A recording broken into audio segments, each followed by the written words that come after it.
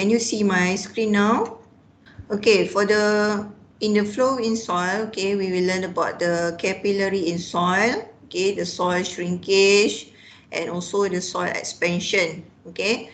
After that, we will learn about the head and also the flow of 1 and 2 dimensional, okay, seepage analysis, and also the filter design. Okay, so students, all this one is related, okay, between one each other lah, okay. Excuse me. Okay, so for the capillaries in soil, okay, they have related with the soil shrinkage and also the soil expansion. Okay, we will know, we have to investigate first lah, okay, what is the capillary in soil, okay.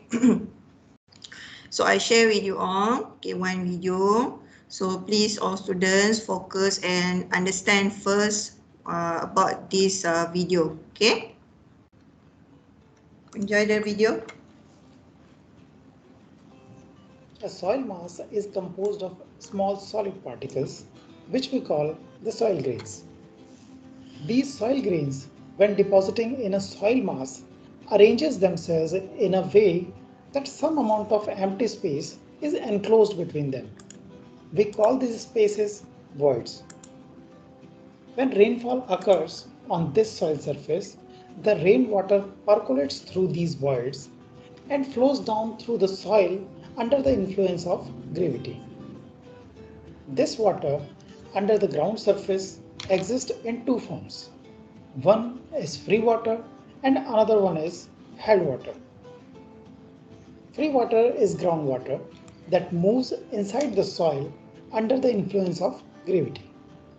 So it is also called gravitational water. It completely fills and saturates the voids present in the soil. To measure the level of free water underground, we make observation wells into the ground. The level up to which the underground water rises in the well is the level of free water. This level is called groundwater table. The water present at the water table experiences atmospheric pressure, and below this level, pressure on the water increases with the depth, and all the water present in the voids below water table is in compression. Now, the held water is the retained water in the pores which cannot move under the influence of gravitational force. This water can be adsorbed water if the soil is clay.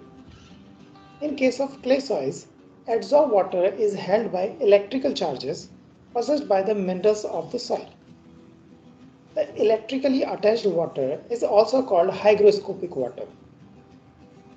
For coarse-grained soils, the amount of adsorbed water is negligible or zero. Sometimes water molecules travel in upward direction in the soil, even against gravitational forces. It seems contrary to our belief, but we can see the similar effect when we immerse the edge of a cloth or a piece of paper into the water. Both cloth and paper will gradually become moist and wet up to some height above the water level. It happens because of a phenomenon called the capillarity or capillary effect. Capillary effect is the ability of a liquid to flow in narrow spaces without the assistance of external forces. The risen water is called capillary water. To understand the capillary effect in soils, we can compare the voids present between the soil grains with a very small diameter glass tubes called capillary tubes. Because these voids are interconnected and form a channel of tube-like structure which is comparable to the capillary tubes. Although the channel formed by these interconnected soil pores are not circular in cross-section like the capillary tube, but still the comparison is useful to understand the phenomena of water rise in soils against gravity. Let's say the diameter of the glass tube is d. and its one end is immersed in water. If the diameter of the tube is sufficiently small, we would notice the water has risen to some height above the free water surface. The forces that pull the water up into the tube above the free water surface are known as capillary forces. At the point where molecules of water and molecules of glass tube meet each other, there is a molecular attraction between them. This molecular attraction between unlike particles is called adhesion force. Because of this adhesion force, the water is pulled up into a meniscus. There is also a molecular attraction between the like particles, which is called cohesion force. This cohesion force causes the surface tension in the water, and because of that, water molecules pull each other up into the glass tube. So you already know that the capillary rise, okay, the phenomenon of the capillary rise ni, okay, sebab apa dia boleh naik and so on lah, okay. So they have the dia ada dia punya terms dia, okay, they have the terms, okay, terms yang you need to know, like for example, this is the groundwater table. Groundwater table ni kita akan say as the phreatic surface juga. Phreatic surface, mostly kalau you buat software, okay, kita akan play with the phreatic surface lah kita panggil. So you don't say that, oh I don't know lah what is the ground table, apa lah dipanggil lagi satu, okay. So this is the level which underground water will rise in an observation well, okay.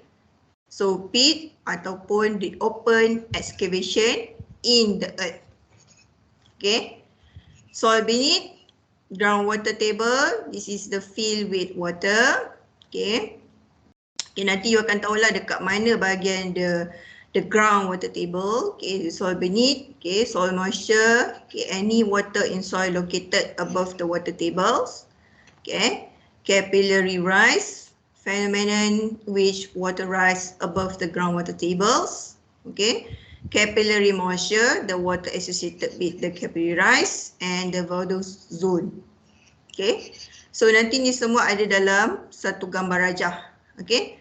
So what you have to know, okay, the term here, okay, what is the Vadose zone, where is the capillary moisture and so on,